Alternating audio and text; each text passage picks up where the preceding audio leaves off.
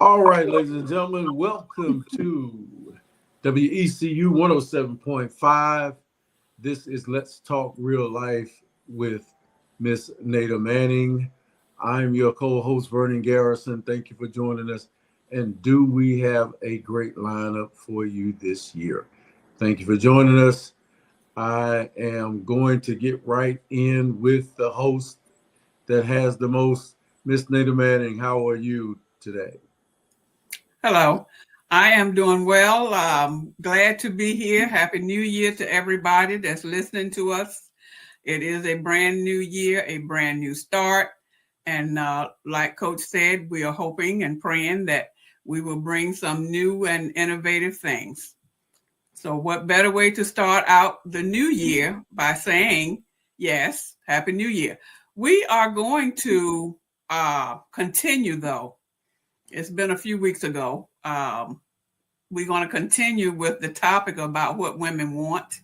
We never did do the part two. That was before the holidays. So we want to pick up and hopefully raise some eyebrows and some ears. The different thing that we want to start doing, though, for this year, if not every week, at least every other show, we're going to try to do it every show, is to bring more of the word into what we are saying, how it applies from the word, biblically speaking, and tie it into the current topic, starting with today. I want to continue by saying, and give you the scripture, which is what? Isaiah 40:1-5. And it's about words of hope. Now, what does that have to do with what women want?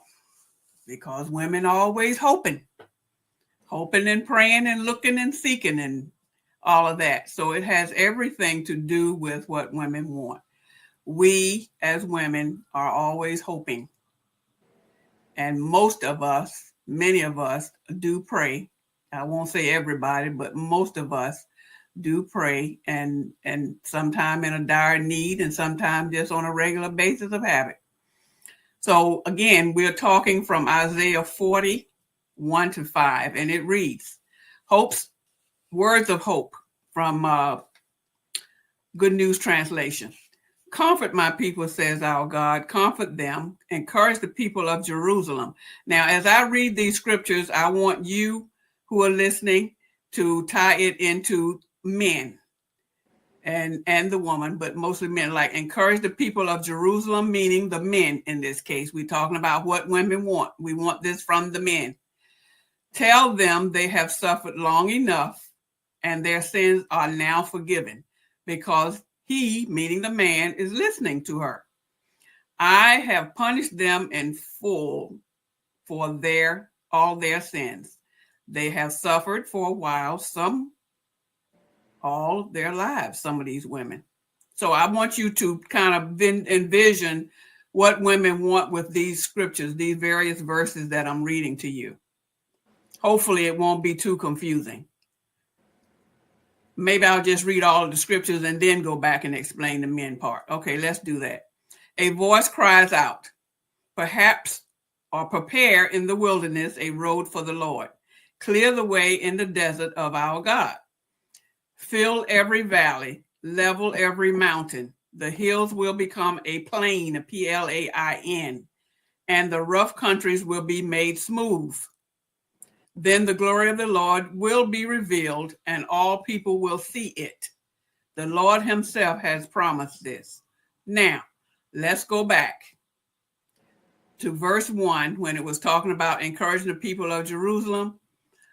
I said that we want to call those Jerusalem the men, because we're talking about what women want. We want encouragement. Okay, let's put that in there. We want encouragement. We want to be told during our long-suffering times that you have our back, men, or the man of that woman's life, that you have our back. We want to be assured that you will be there for us as we suffer and go through. Or if we have already gone through and now we're coming into a relationship with this new fella, we've already gone through whatever we went through. So now we're bringing all our baggage which a lot of us don't like to pick up the baggage. But remember, it's like, I think a good example would be when you're getting into a new friendship, not necessarily a relationship, but a new friendship. And back in the day, and I still think it applies today, because we women are still having children. So when we come along with ourselves, many of us, not all of us, but many of us have at least one child. Some of us have 2, 3 of them. But it's a package deal. It's a package deal, fellas. And when you take the mom, then the children come along with the mom. So moms, you mothers out there, listen to me good. I'm a mother as well. When you are reaching the stage of your life from your baggage that you had back in the day, whatever happened back then, you're coming forth into this new friendship. You need to make it plain to these fellas that you do have these children. Don't hide it. Don't surprise them, because sometimes that surprise might run them off, because they'll come at you and say, well, you didn't tell me you had children. How many children you had? So what you want to do, ladies, is be honest up front. And if it gets into a discussion of how many you have and how old they are and all that, you're coming along with some baggage. So this scripture here is saying words of hope. When we coming into these friendships, we're coming in there hoping that this fella will change our life in a positive direction, because we've already come through whatever happened. Now, this does not mean, men, that you have not come through anything. But remember, your role as a man, you're supposed to be the stronger of the two. Okay? She shouldn't have to come into the friendship carrying your load when she got a big load herself, because she's not strong enough. She's not supposed to be strong enough to carry yours and hers in the beginning like that. You get to know the person. Then you feel one another out and see where you fall. I'm hoping I'm making some sense here. I thought that this particular scripture would be most helpful as we start out the new year, the new beginning. We're walking into the new year, hoping and praying that this new year will be better than 24 and the previous years on back. So that's why I thought this words of hope would be most appropriate. So then we go to verse 3 when it talks about the voice cries out. That's the woman crying out to you, men, man, gentlemen, sir. She's crying out to you because she's hoping that you will be her saving person, that you will be who the Lord had put in her life to save her from whatever happened before. And we all come into situations with baggage. Yes, as I said earlier, men have baggage too. But remember your role as a man, you're supposed to be the stronger of the two to be able to carry it. Now, as she get to know you and feel you out, then she will be able to perhaps take on some of your baggage, or kind of depends on how heavy the baggage is. Now, remember that she's already broken. She's a female. She's not supposed to be all this strong and all to carry everything. That's not what it's supposed to be. So you as a man, it is our prayer as women that we will get into a friendship with you so that you can help us and we can help you too along the way eventually. But to have it right up front, you might run her off with your baggage. Well, then it's going to become unequally yoked, because somebody is going to get weighed down, and you can't build anything when all the weight is that heavy. So what we want to do is come into it, first of all, come into it with honesty. You know, you want to find out about one another. You don't want to tell them everything all up front, because that might run them off too. So, but my point is to be honest. What women want is honesty. Okay. Men want honesty too. So both people want to be honest. And if you're not going to be honest, it's going to eventually show itself. Because what? Time tells everything. You might say one thing in the beginning, 2 or 3 months later, you still seeing one another and something else come up and it's a big surprise. Well, all of that's going to add up. And you want it to be truth. That's what you're going to base the friendship on, is being honest. Truthfulness is very, very important. And communicate with one another. As time go on, you begin to open up a little bit more and a little bit more. Not all at one time, just a little bit here and a little bit there.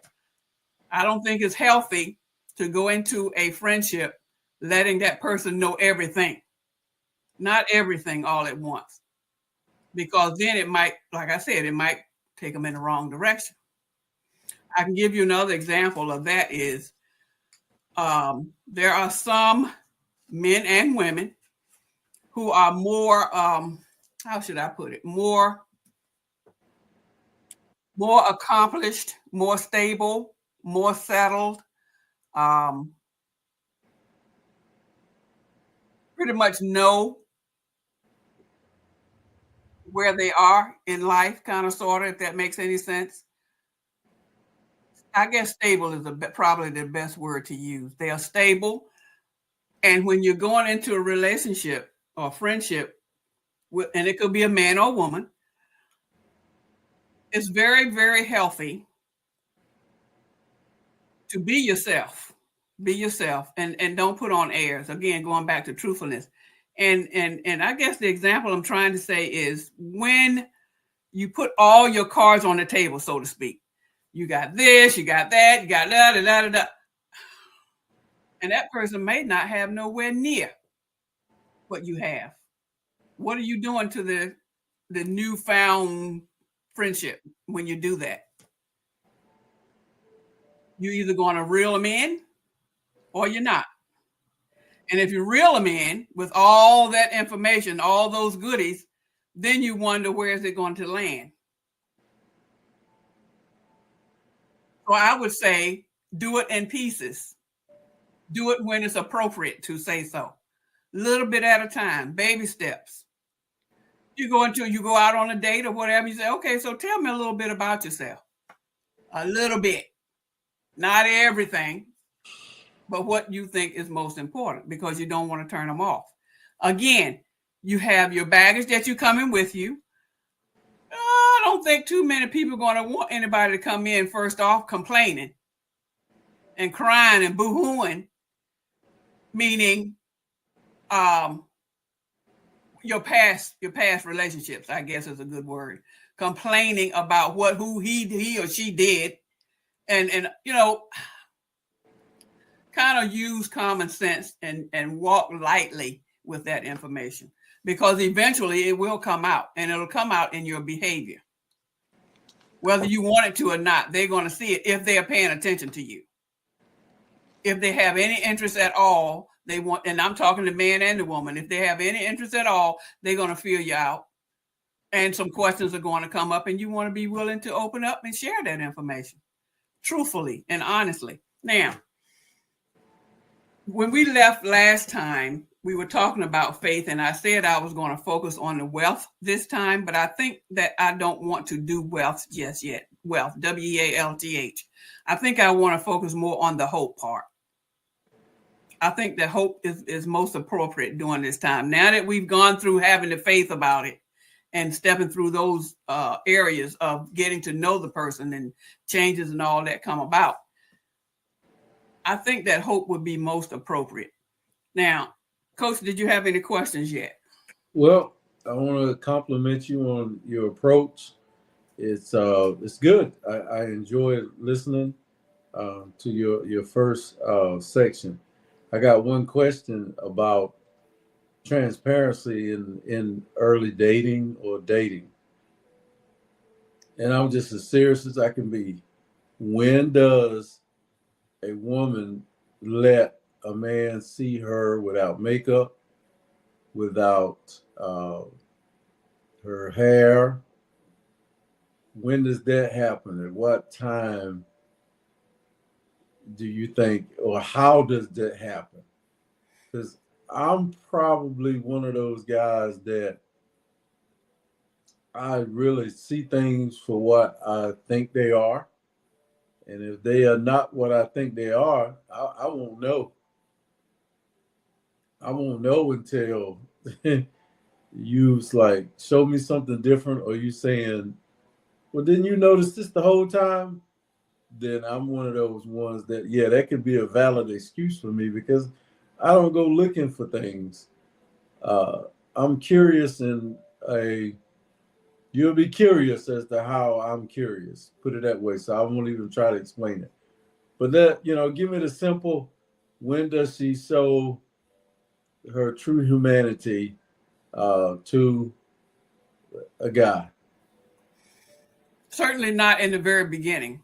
Mm-hmm. Because what he see in the very beginning is what attracts him. Okay.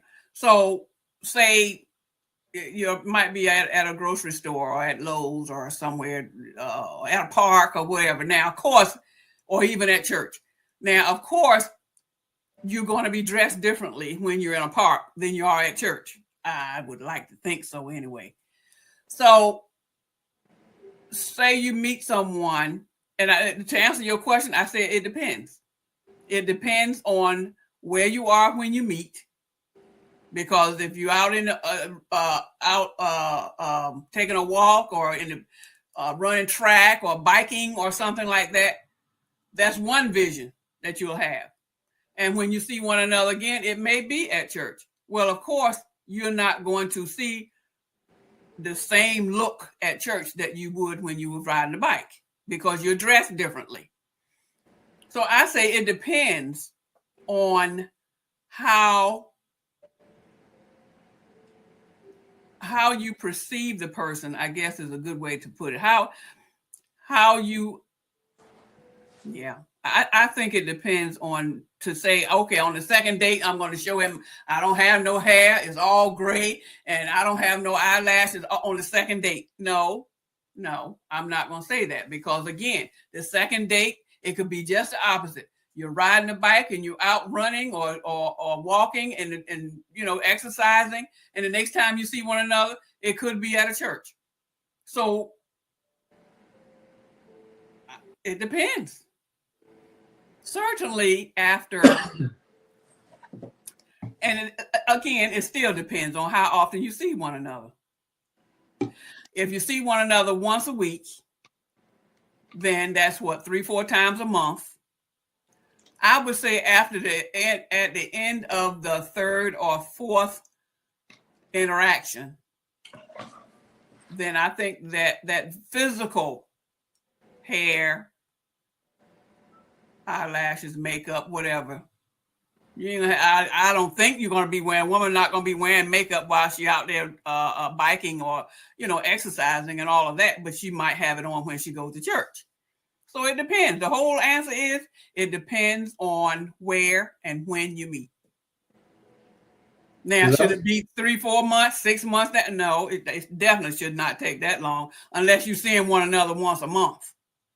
Now that's different. But after 3 or 4 visits of interaction with each other, I think that would be an appropriate time to say or show, well, this is the real me. I don't have, you might show up, call and say, you know what, look, I'm such and such, I'm about 10 minutes from you. What you doing? Let's go for lunch or something. And the person just might be cleaning house with no hair on, no makeup, nothing. I hope I'm answering your question. And I think 9 times out of 10, they're going to say, no, not right now. I can't come right now. If it's a 10-minute notice. Yeah. You're probably right. So I think that, I mean, you can't, I do agree with you when you say you can't wait too long. And because I'm like one of them kids that do the darndest thing or say the darndest thing. If I noticed when my mom took her false teeth out of her mouth one time, I'm still messed up to this day. You call them dentures? Yeah, she took them out right in front of me. Now, I think I even knew she had something going on, but it was just the mere fact that we were talking. I was watching her talk, and then she just stopped in midstream and just I said, oh my goodness gracious sakes. And so if that happens, then I'm not obviously I don't judge. I'm not trying to say that. I'm not saying I'm going to walk out of the room either, but I'm going to say, I don't know how I'm going to say for the record, I wouldn't know how to feel if you took your hair off and you didn't have any, and maybe you were going through breast cancer or whatever, but I could understand. But when you shock me, then that's a shock wave. And that's why I said up front that the best thing to do when you're meeting someone is to be honest. And you can gradually tell a person, because you're going to feel them out in the first place. When you first get together, you're going to feel one another out. So women, you listening to me out there, you just like the men, you're going to be feeling one another out to see where they're coming from, see what kind of responses you get from them, their body language, all of that, facial expressions. So getting back to what Coach was just saying about the surprise of no teeth or no hair, or I don't know, a whole lot of makeup. And when you take the makeup off, you have all these skin issues, and that kind of thing I think can be made known so that you won't, like he just said, get surprised. If it's a medical condition, talk about that. Yes, the medical condition may have taken your hair out, and this is what's left. Or you don't have any hair at all, then whatever happened, took it out. Now, if he is of substance, ladies, if he is a man of substance, and is substance meaning that he is going to be worth your while to spend time with, you can pick it up when he responds to whatever it is that you're telling him. If he's going to be understanding and caring and supportive like you need him to be, that will tell the story when you lay it all out there like that. That's why I said up front about the children. I hadn't gotten to the medical part or the teeth. That might be a reason why you're so young and don't have any teeth. Maybe you were in a car accident. Maybe you had a gum disease or something and it warrant you having your teeth taken out. That's why I say communicate and let the man know what's going on with you. And the same thing with the men. If you have issues, which you have medical issues too, then you let the woman know what's going on with you. So each of you can know what you're getting into. What does women want? Honesty. No big surprises. Because if you go, what I think my parents always told, my grandparents, all my parents always told me, one lie leads to another. And you got to remember the first lie that you told. In order for the next time to come up, you have to remember what you said. Now, one thing that's been going relevant this past years, probably past couple of years, is a woman that wants something that, and I'm going to say this, and hopefully it'll come out the right way. A woman wants something that she doesn't deserve. So that's been the side where it came out that way, because it seemed to be throughout the single kingdom that women were asking for things in an over ambitious way. Meaning, how can you ask for a man with all of these qualities and either you don't have them or you don't possess them? It's almost like you going out shopping. But the thing is, it's sort of gaslighting, because you don't have these qualities and you're expecting the other man to have it, but then you comment and say, oh, you don't have this, then you're lesser value. Men kind of figured that out in a sense. Let me give you an example. A lady may have 3 children.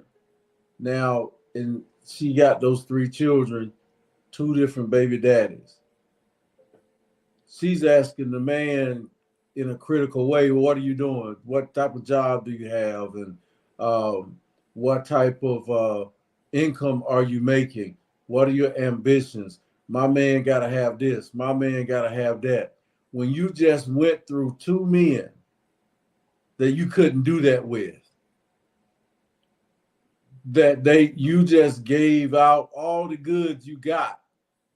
And now, because you've seen the light, you think the goods are even better now. And so you're selling them at a higher price. Now, I think that came out right. So you're asking more for who you are. I can say that a little better. I can say that's between you and God about your sanctification and your standards. But that's why I'll end the statement the way I said it. How can you ask for something more than you deserve without being transparent, saying, this is what I want, this is what I'm looking for in a man, this is what I'm looking for a man to do, but I wasn't looking for it before now. Because of my shortcomings, I need a man to make me whole. And a man can say the same thing. That's the humility and the transparency that I think you're talking about when it comes to. But a lot of women have been caught saying, buy me dinner. When you haven't worked the job, you haven't, you can't buy me dinner. You can't get my nails done. You can't get my hair done. When they themselves have not done that or reached that level, or they're using it as a speaking those terms from their pedestal that they're in. But before they were on their pedestal, they were who they were. So now you're going to get bougie and sophisticated and make a situation that makes you incompatible with just a human man. So, but that's my response.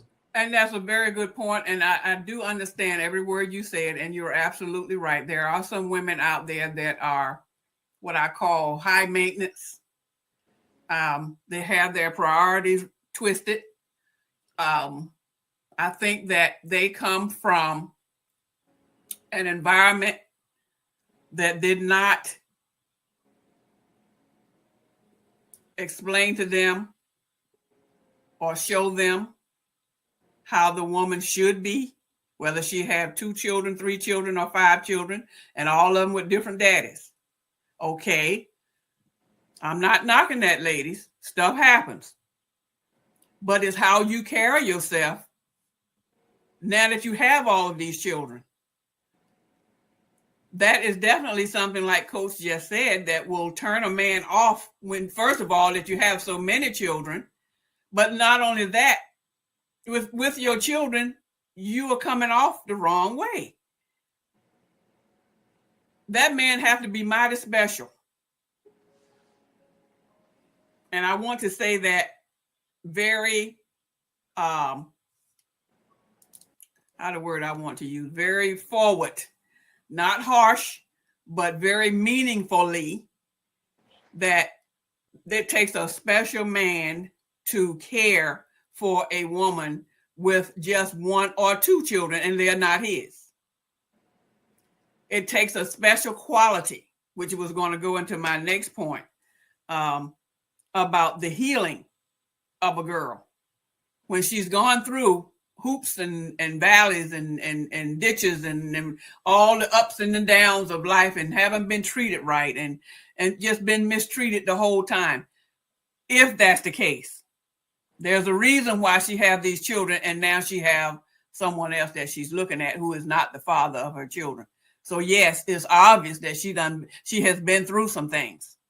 Now, whether she brought it on herself or not, she has the children. So now the man that she's looking for, obviously she wants someone that can help take care of her, not for her to just not do anything, because I think that's a lot to ask of a man to do that for you with those children. Like I said, even if it's 2 children, it can be very, very disheartening for him. But ladies, I want you to look at it this way. Again, we're talking about this scripture here, words of hope. First of all, you want to come into the situation with humility. And in order to be humble, you have to bring your notches down. You don't have to go get your hair done and get your nails done and all of that right now. You have those children that you have to put in front. So in saying all of that, when you meet the fella, of course, you want to look decent. You want to look, reasonably attractive, I would say. So when you do that, men will see as they talk to you that you have this extra, I don't want to call the children baggage, but you know what I'm saying. You have this, coming along with you. It's not just you. When you do that and you exercise that humility, he'll be able to pick up on that. So the point that I want to make, that I jotted down some things, is going back to the man preparing a way for you. Okay, if he's interested enough, and it all depends on how you carry yourself and how you introduce yourself and your mannerism. Eventually, you would want him, yes, to be prepared to take care of you, prepare a way for you. That is what we said about preparing the wilderness and the road. That was verse 3, preparing the wilderness. The man is supposed to be the one, but you don't walk in there, all big and bad and with all the mouth. Ladies, we have a tendency with our mouth to get us in trouble. We just going on and on and on and just all over the place. We have to zip it. Zip your mouth and remain calm and humble and explain to him what has happened, and he will take it from there if he's really interested. And if he's not interested, okay, you don't get blown all out of proportion because you're the one coming there with all the baggage. And he has some too, but just not like yours. So that's what I'm saying to you right now, is to make sure that you are a lady. Even though you have all those children, it's going to eventually come out. You're going to talk about it with the guy, and it's okay. But be honest about it. You made some mistakes, which we all do. You had a couple of 2, 3 children. Yeah, they have different fathers. That's because why? Number one, it could be that you just didn't have a good relationship with him in the first place. Okay. And it could have been the fact that he was not the type of guy that you thought he was, and he walked off on you. And maybe you the one might have been messing up too, lady. It could have been any of those things. We as human beings, and I'm included, I'm not exempt. Many of us come from a background of emotional abuse. Emotional abuse. Some of us do not know what it's like to really be loved by a man. That's the truth of the matter. And because we don't know, we haven't had that experience, because we may have had bad choices, or we may have had a bad childhood, like I expressed to you all a few years back. Yes, I'm a victim of rape. Yes, I was raped repeatedly when I was 9 years old. And yes, that affected me mentally when it comes to relationships with men and boys. And, it didn't hinder me from accomplishing myself, but it is in my mind that that's what happened to me. And I dare say, and I'm being as open and transparent as I could be, because I know I'm not the only one out here that has been raped. I might be the one of few that will come out with it, like I'm doing right now all over the world. Why? Because I'm not ashamed. I wasn't but 9 years old. Still a baby myself. So my point is, when we come from that type of environment, it causes us to have second thoughts about when, where, and how we should get involved with a man, or have a boyfriend and let him touch you and all of that kind of stuff, because you've been touched prematurely. And we do get touched. Well, fortunately for me, I was married at the time. But when we do have our babies, that thought is still there. So we wondering then if this is the right guy. we don't always make the right choice. We mess up. I'm guilty because of the mindset that I had of being abused emotionally. So yes, I am one of the women that can honestly say to you on the air that I have not been successful when it comes to finding someone that can really, really love me. I'm one of the ones that don't know what it's like to really, really be cared for like a woman should be cared for. And I'm not ashamed of it. It is what it is. Women, you out there can say, some of you can say the same thing. And I'm hoping that I'm coming across to you to let you know it's nothing to be ashamed of. It happens. What you want to do is hold your head up and be a lady in spite of it. Eventually, if we be patient, again, going back to the scriptures, words of hope. As long as you have breath, you have hope. That don't mean for you to go out there and lay with everybody, la-di-da-di, and all that kind of stuff. That's not going to be it, because why? God is seeing all of that. And the more you mess up and you deliberately mess up like that, you just lessen your chance of getting to the person you want to get to. Because God has someone for everybody. I really do believe that. Men and women. There is someone for everybody. Now, we don't always get it at the same time, but because of life kicking in and making us go down the wrong path sometime, our emotions kick in. So therefore, we end up making the mistakes that we make. And sometimes when that mistake is made, we end up with a baby because we're looking for love in all the wrong places. Why is that? Because we've been emotionally destroyed. I think that, let me jump right in right there. Two things. I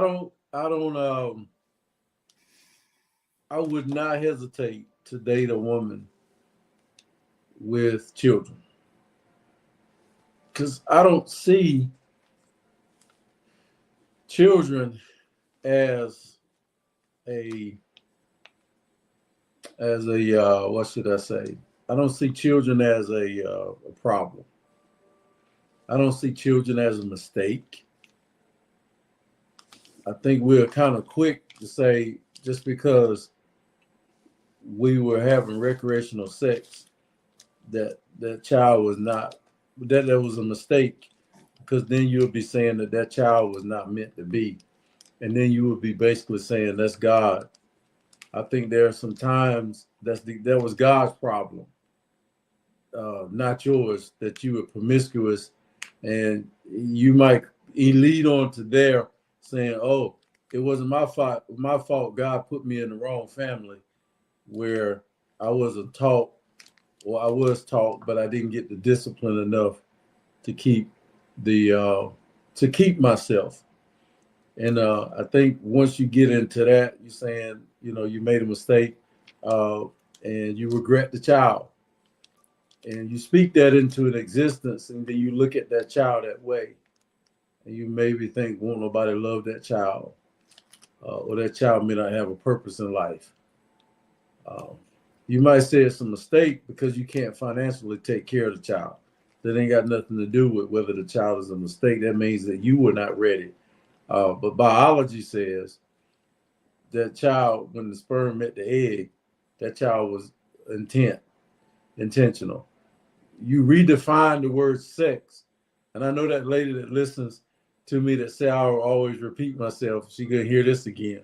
You redefine the purpose that God made intimacy when you say, oh, I did not mean to do that. So intimacy is, intimacy is up to you now, whether it's recreational or whether it was with love, or the mere act of the fact that we can make children. Oh, that's your responsibility now to say, oh, that was a mistake. Oh, that wasn't a mistake. That was a mistake. I didn't have a wedding ring on. That was the difference. Okay. Let me go back. Because you didn't have a wedding ring on. Oh, that's why I'm not supposed to be here. I see what you're saying when you're saying that the child showed up under those circumstances of recreational sex. I get it. And I'm not devaluing a woman because of that, because you don't know what that child is born to do. What I was just saying, don't misinterpret that. Don't share that. Sometimes I had someone say to me today, I got to get back home. I got a sick child. Don't be using your children as crutches or instruments to socially engineer your own life, because you got a little queen, you got a king there, you got a queen. Your life should be engineered towards that because you had the child. And now you're telling me there's such a weight to you that you can't keep your commitment. No, that's your life around that child, and whether you have child care or somebody to take care of that child should not be your excuse. Okay, I think if I'm understanding you, you think what you have said is the way you interpreted what I said, right? Yeah, you were saying that women, we all make mistakes, and a child could be one of them. No, and I'm saying don't make that child any kind of, you say things happen. Okay, things happen, and I wouldn't leave it right there. I would say things happen, but there's a reason that happenstance happens, and it's not necessarily as negative as we make it. But I'm saying don't misinterpret that by trying to show me that you're perfect when I know you're not, and I'm going to realize that. Okay. First of all, I was not trying to give any impression. I am a mother of 2 sons, 2 boys. Yeah. And I do not for one moment believe that they were mistakes. That is not what I was implying. Mm-hmm. I was saying the mistake is when we, women and men, when we, young adults or grown, whatever ages we are, the mistake is when we decide to do that, to become intimate, not thinking about what the consequences are going to be. Not always do we end up with a child when we are promiscuous, but in reality, when we are in a stage or at the age of bearing a child, sometimes we know going in, sometimes we don't know. It depends on the situation. It could be a rape. It could be some type of molestation. Who knows? That was something that was unexpected and unwilling. What was the mistake there? The baby was not the mistake of having the baby, but the mistake is the fact that it happened. Sometimes it's controllable and sometimes it's not. So for you to say that the baby, that's not what I was trying to say. A child is never going to be a mistake. Well, no, I was saying the act that you're doing it. I was saying that very act that created that child. That's what I was saying. I was saying that act that you had sex with that boy and you got pregnant is not always a mistake. And that's not, and you're right. That's not what I was trying to say. Right. That's why I was saying by saying redefine the act of having, let's say it's adultery. I'm not saying God told you that you can have adultery and it not be against his will. But I'm just saying that's kind of taking control of what God judges. Because the mistake can be when a person decides anything, when a decision is made on anything. The mistake is not the results. The mistake is the decision that you did it. And you know what? That's what I'm saying. That is not always a mistake. I think we can get into, I'm talking about the decision. Seriously. Right, exactly. Because some people have sex and they deliberately want to have a child. That's not a mistake. But I'm saying it depends on the situation. It depends on the two people that are involved and their mindset. Yeah. You can decide, okay, I'm going to decide to go to the store and or that's just hypothetically thinking. But getting back to the children, being a mistake, a child is never a mistake per se, because that is something that God created. So, and God don't make mistakes. And so the maturation process of you growing up and learning, doing things that's outside of your conviction. You weren't even a Christian. You won't even, but I can't apply the law to those who are not in the kingdom. Now, those who are not in the kingdom might be not in the kingdom for intentional reasons. It's like if I do something, that's what God's grace is for in some cases. So in my mind, I'm just immature and haven't had the gospel set me up to where I'm strong enough to resist temptation. And if I wasn't taught by my parents and my spiritual leaders in the community are not governing the families and making sure they're spiritually nourished, then it's just between me and God. I learned a lot of stuff just between me and God. I learned you touch fire, you get burnt from God. Okay? And I learned from my parents, if I peed on the bed, I got a whooping. But so I learned totally different values. But I'm just simply saying, I cannot sit up here and say that every child, either they were married or not, either they intended to have sex or not, that all of those circumstances, now I ain't trying to be bougie, but all of those circumstances were immediate violations of God because they were not married or because they were having recreational sex. God teaches us in a lot of ways, and sometimes we learn the most from the things that we do that he's not pleased with. Are you done? Oh, one more thing. Let's take the children out of it. If I go commit a sin right now, and knowingly and willingly with malice and forethought, that is not a mistake. I just because you set out. It might have been. That's what I'm looking for. I might be wrong. But you set out to do. Not a mistake.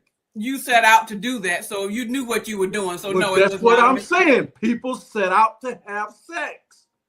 Yeah. So it's wrong, but it's not necessarily a mistake. You don't make a mistake. So I agree. I'm just saying to be absolute about that. Yeah, I'm glad I got an analogy to help. It won't no mistake according to my standards. If I'm going to get foolish, then I'm going to get foolish. And when you get burned, you get burned. And I get burnt, and I'm not going to sit back and regret, oh, I shouldn't have done it. I'm going to repeat myself. You did what you did because you did it. Now you done it. Why are you going to say, now I shouldn't have done it? Oh, woe is me. You did what you did. Now don't do it again. All right, I'm done. Well, we folks, got about 5 or 6 minutes, I think. Right. Folks, we are going to have a part 3. Because I did not get all of my points across. Yeah. And it's okay because we are still talking about what men want. And I was focusing on the ladies, on how you're going to present yourself to this newfound friend as you go into it, trying your best to leave your past in the past, if you possibly can, as much as you can. Now, you're not going to be able to do it all, leave it all in the past, but most of it, because why?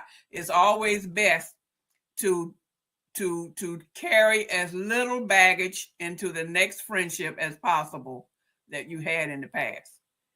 Because now you have to make room for the new friendship. And you can't do it with all this other baggage carrying on with you. So you release it piece by piece, like some luggage. You carry 3-4 pieces, then you drop off a piece at a time to make the load lighter, to make room for the new friendship. I hope what I have said have made some sense to you this time during this show.